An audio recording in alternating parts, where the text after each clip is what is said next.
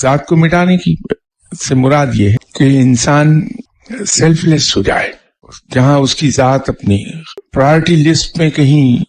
ایسے باٹم میں گم ہو جائے کہ وہ ملے ہی نہیں ڈھونڈنے سے۔ جو انسان اپنی ذات کو مٹا دیتا ہے وہ آٹومیٹکلی بہترین انسان بن جاتا ہے کہ اس کو دوسروں کا مفاد اپنے مفاد سے کہیں زیادہ عزیز ہو جائے گا،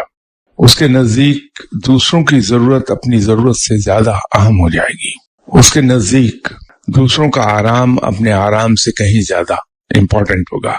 اس کے نزدیک دوسرے کی عزت اس کی اپنی عزت سے زیادہ ویلیویبل ہو جائے گی، سو آن سو فورتھ۔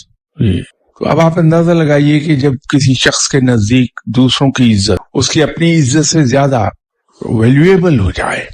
تو کیا اس کی زبان سے کبھی کوئی ایسی بات نکل سکتی ہے کہ جس سے دوسروں کی عزت پہ حرف آ جائے،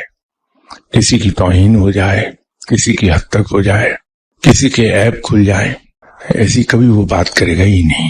کیونکہ وہی جانتا ہے کہ دوسروں کی عزت میری عزت سے زیادہ ویلیویبل ہے، دوسروں کے برائیاں اپنے ذمہ لے لے گا۔ تو یہ وصف کس میں ہوتا ہے؟